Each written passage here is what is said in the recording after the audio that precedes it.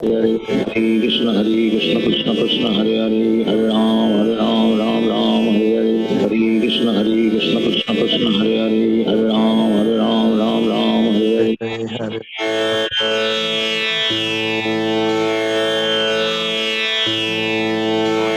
Sri Gaur Bhakta Vrinda Jai Shri Krishna Chaitanya Prabhu Nityananda Shri Advaita Gadadhar Shri Sri Gaur Bhakta Vrinda Jai Shri Krishna Chaitanya Prabhu Nityananda Shri Advaita Gadadhar Shri Sri Gaur Bhakta Vrinda He Krishna Karuna Sindhu Deenabandho Jagatpate Gopesh Gopikante Radharani Tapte Kanchan Gorangi Radhe Vrindaneshwari Vrishabhanusuti Devi Pranamami Hari Priye Tusi Radhe Golokananda Bhavan Ki Jai. Jai. Hare Krishna everyone. Hare Krishna. Hare Krishna everyone. Hare Krishna. Hare Krishna Nishna. Hare Krishna. So yesterday we completed Shlok 39 of Adhyay 15. So as we know, in this Adhyay, Lord Krishna has departed to his abode, और अर्जुन हस्तिनापुर आकर महाराज युधिष्ठिर के चरणों में है, and full of sorrow, full of pain. I mean, he has been so much together with Supreme Lord himself. So we can understand like what he must be going through. But then he remembers the whole pravachan of Srimad Bhagavad Gita, right? Pravachan of Bhagavad Gita. Once he remembers that, he calms down and he understands the spiritual transcendental nature of the God and then gets connected again. So, and once that happens, now Maharaj Yudhishthira, by knowing that, he is also preparing to depart and go back to Godhead. So, shlok number 40. Ravi, you want to start? Yes. Visrujya tatra tata sarvadukulan valayadikam nirmamo nirahankara sanchinna shesha bandhanam. Maharaj Yudhishthira at once relinquished all his garments, belts, and ornaments of the royal order and become completely disinterested and unattached to everything. Hare Krishna. Right. So see what Maharaj Yudhishthira, who has all the Rajpat, all kind of bhutik sukh, he is now relinquishing everything. And so contrary to today's rulers, right? But at once he relinquished all his garments and ornaments of royal order, right? Became completely disinterested. Nirmamo, nirahankara. And then what he did? Satchina sesha bandhana. So he got unattached to everything.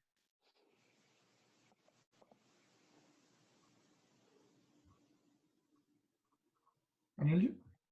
जी वाचम जुहाव मनसि तत्प्राणित्रे च तं मृत्यावपानं सोत सर्गम तं पंचत्वे ह्यजो हवीत.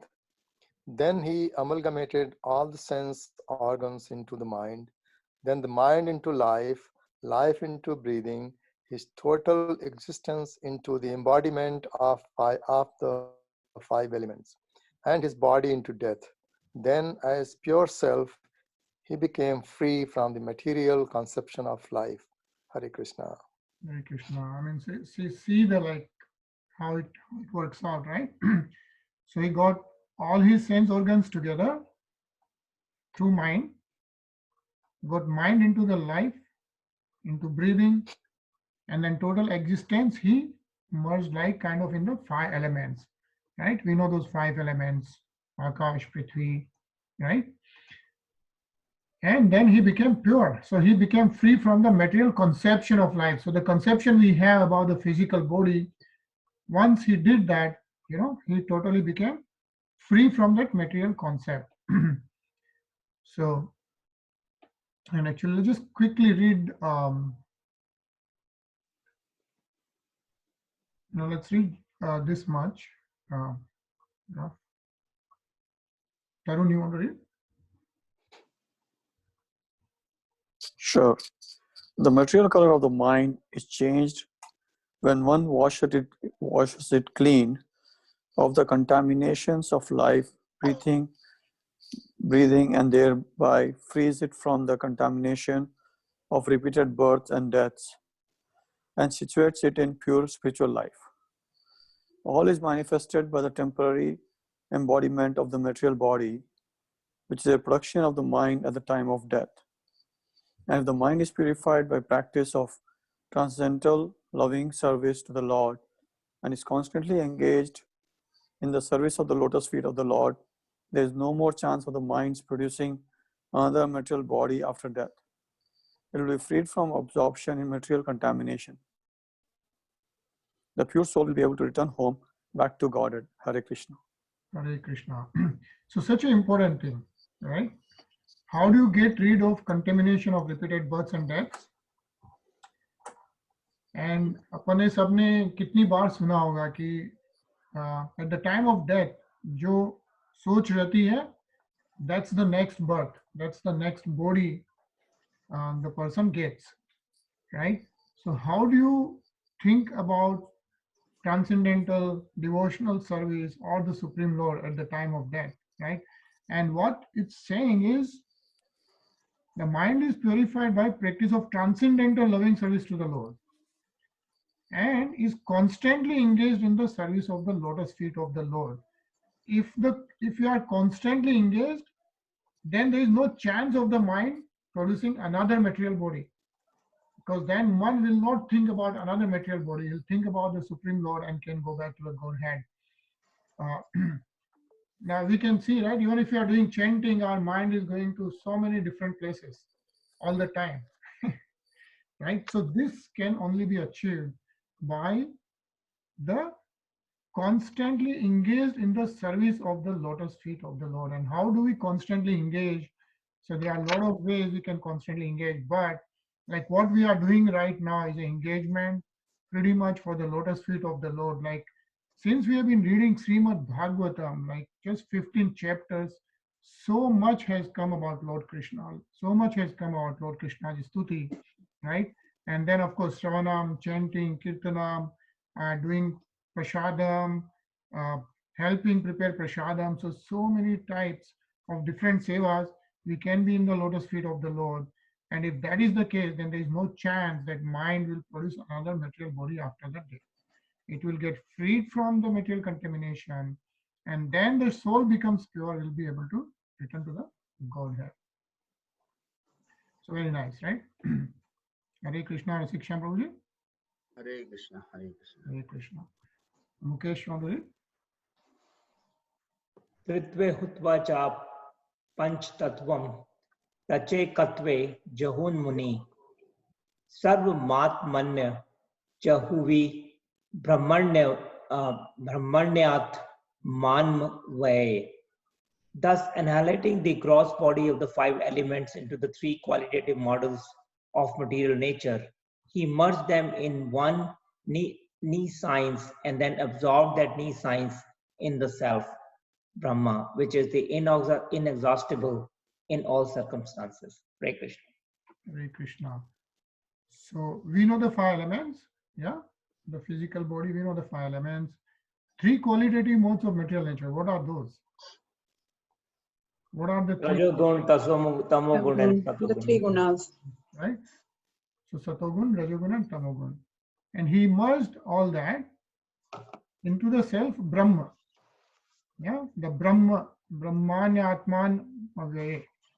And once it's merged in Brahma, Brahma is inexhaustible in all circumstances. Right? The Brahma is eternal. So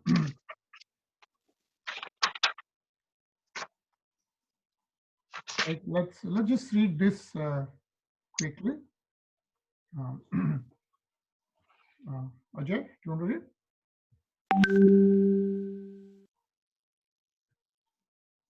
Maharaja Yudhishthir, after distributing the kingdom to Parikshit and Vajra, did not think himself emperor of the world or head of the Kuru dynasty. This sense of freedom from material relations, as well as Lord, I'm sorry, I think I missed it.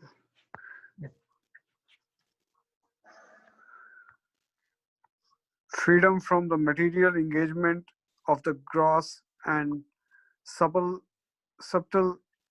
encirclement makes one free to act as the survivor of the Lord, even though one is in the material world. This stage is called the Jivan Mukt stage or the liberated stage, even in the material world. That is the process of ending material existence. One must not only think that he is Brahman, but must act like Brahman. One who only thinks himself Brahman is an impersonalist and one who acts like Brahman is the pure devotee. Hare Krishna. Hare Krishna, right? So this is Brahma, Atma, right? So one who thinks himself as a Brahma only is an impersonalist, like he thinks there is no God, right? There are a lot of people who will say, you know what, everything is a light. I am Brahma, Aham Brahmasmi, and I am the soul, and that's about it. There's nothing else. It's all one and all that. What is being said, if he's saying that, is basically impersonalist, like not really believing in God, right? He thinks he's the God. But one who acts like Brahma, right? One who acts like Atma and he knows there is a super soul is a pure devotee, right? But the most important thing here is what it's saying is Maharaj Yudhishthira, he distributed his kingdom, right? He got this sense of freedom from material relations. Once he got material relations, then freedom from the material engagement of the gross and subtle encirclement, right? So gross is the physical body, the subtle is the mind, intelligence, yeah, and ego. So he got rid of the subtle body as well. And then what happened is he situated himself in Brahma, Atma, and he became servitor of the Lord. So once that happens, then even though he is in this material world, he is in a Jivan Mukta stage or a liberated stage. So even though we may not realize, there are people who are in Jivan Mukta stage or the liberated stage, even in this material world, right? So this is the knowledge. This is the real knowledge, which which we are getting from Srimad Bhagvatam. Yeah. Next, Nisha. तीरवासा निराहारो बद्धवाङ्मुक्तमूर्धजः दर्शयन्नात्मनो रूपं जडोन्मत्तपिशाचवत् अनवेक्षमाणो निरगादशृण्वन्बधिरो यथा. After that, Maharaj Yudhishthir dressed himself in torn clothing, gave up eating all solid foods, voluntarily became dumb, and let his hair hang loose. All this combined to make him look like an urchin or a madman with no occupation. He did not depend on his brothers for anything, and just like a deaf man, he heard nothing. Hare Krishna. Hare Krishna, right? So we are talking about Maharaj Yudhishthira, right? Who was the king of the whole world, right? What did he do, right? Chirvasa, he torn clothing, right? Wearing torn clothing, niraharo. He gave up the eating of all the solid foods. Baddevana, right? Voluntarily became dumb, and let his hairs hang loose, mukta murdaj hai, and he stopped talking, right? So that's what Maharaj Yudhishthira is doing. He is totally situated in Brahma. Right? Ajay?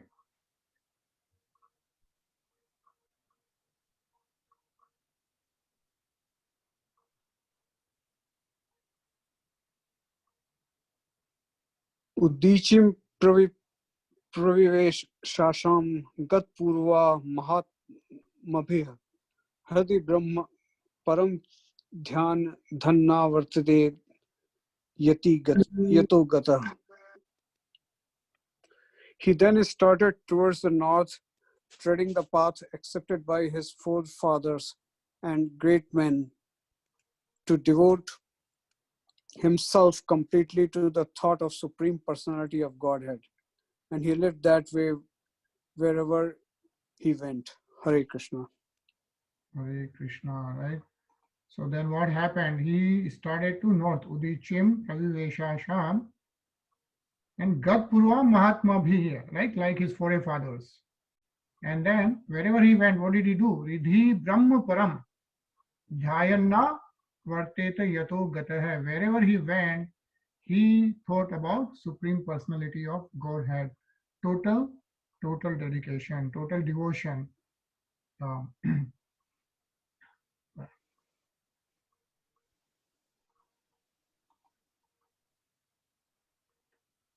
Sachin?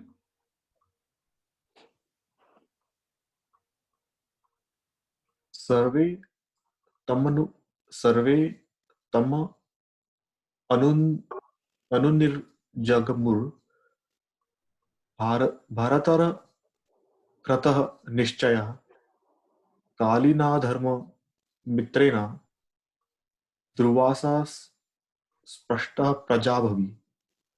The younger brothers of Maharaja Yudhishthir observed that the age of Kali had already arrived throughout the world and that the citizens of the kingdom were already affected by irreligious practice. Therefore, they decided to follow in the footsteps of their elder brother. Right, right. So younger brothers, we all know who the younger brothers are of Maharaj Yudhishthira, right? Bhim, Arjun, Nakul, Sahadev. So they decided to follow the footsteps of the elder brother. Tarun?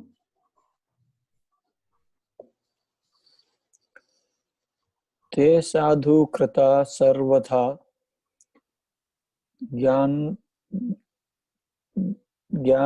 ज्ञातत्वा वाक्य तंति कमात्मनम मनसा धरण्यम असुर Vaikuntha karnam bhujam.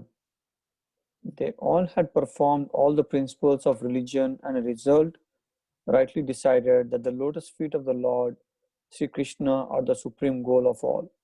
Therefore, they meditated upon his feet without interruption. Hare Krishna. Right, meditated upon his feet without interruption. Vaikuntha Charnam Bhujam. And what is this like? This is the end of all the knowledge. I mean, they had performed all the principles of religion, right? Sadhu Krit Sarvartha. Gyatva Atyantik Atmanah, right? So they had all these principles of religion. They had all the knowledge. We know all the Pandavas. And what is the ultimate goal of all the knowledge which we gain is the lotus feet of the Lord Sri Krishna is the supreme goal. Yeah. So they all started to meditate. I think it's a nice small purport. Let's read that. Nisha, you want to read? In the Bhagavad Gita 7.28, the Lord says that only those who have done pious deeds in previous lives and have become freed from the results of all impious acts can concentrate upon the lotus feet of the Supreme Lord Sri Krishna. The Pandavas not only in this life but also in their previous lives had always performed the supreme pious work, and thus they are ever free from all the the reactions of impious work. Hare Krishna. Krishna. Anilji? Ji. It is quite reasonable, therefore, that they concentrated their minds upon the lotus feet of the Supreme Lord Sri Krishna. According to Sri Vishwanatha Chakravarti, Dharma, Artha, Kama, and Moksha principles are accepted by persons who are not free from the results of impious action. Such persons affected with the contaminations of the above four principles cannot at once accept the lotus feet of the Lord in the spiritual sky. The Vaikuntha world is situated far beyond the material sky. The material sky is under the management of Durga Devi, or the material energy of the Lord, but the Vaikuntha world is managed by the personal energy of the Lord. Hare Krishna. Hare Krishna, right? So if you really see this, you know what it says, the pious deeds, right? Achet karma, pure karma, and not only in this life, but the previous lives. So life after life, if you do the pious acts, right, then only you can concentrate upon the lotus feet of the Supreme Lord Sri Krishna. Otherwise, it's not even possible, right? It's not even possible to even start like some pious work, right? Or even some devotional service. It's not even possible unless you have done good karmas already in this life, continue to do, and also in the previous life. Then you can perform the supreme pious work. And what happens once you keep doing it? Then you will become free from the reactions of the impious work. So even if there is some impious work, you become free from those reactions. So I think that's a very important purport. Let's read one more. Rinaji?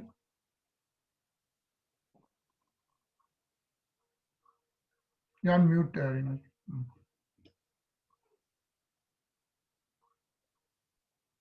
आप mute पे हैं ma'am?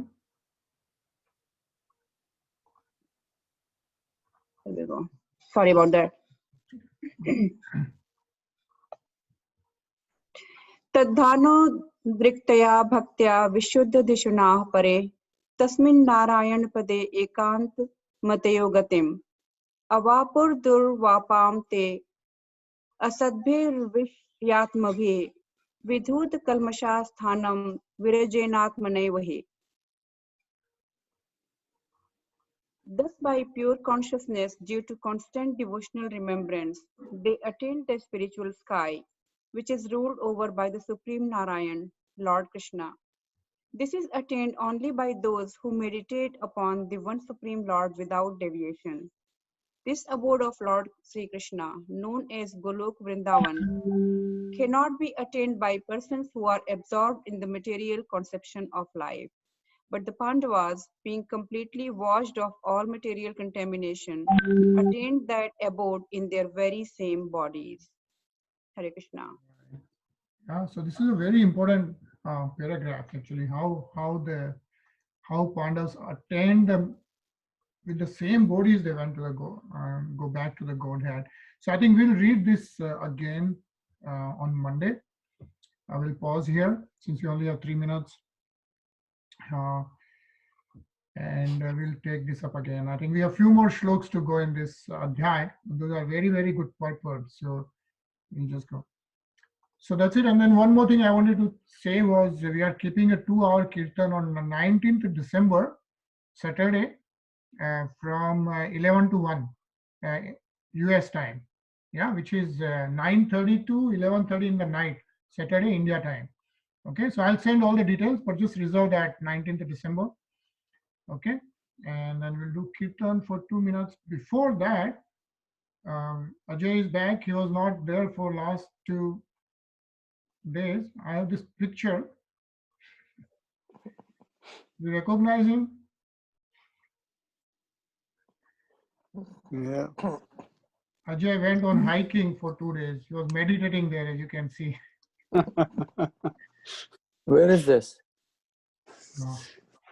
This is a peak in Virginia. It's called McAfee Knob. caffeine hub. Yeah. Yeah, so very beautiful. So Ajay, welcome back. Thank you. Thank So you can now focus more. And we'll see the kirtan for 2 minutes, and then we'll see you on Monday. you. Sure. Thank you. You can see the screen? Yes. Yes. Hare Krishna,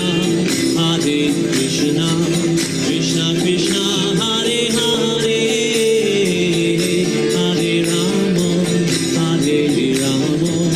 Rama Rama, Hare Hare.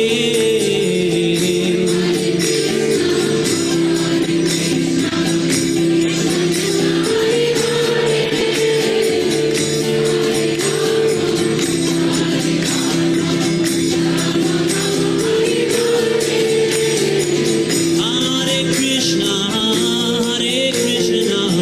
Krishna Krishna, Hare Hare, Hare Rama, Rama Rama, Hare Hare.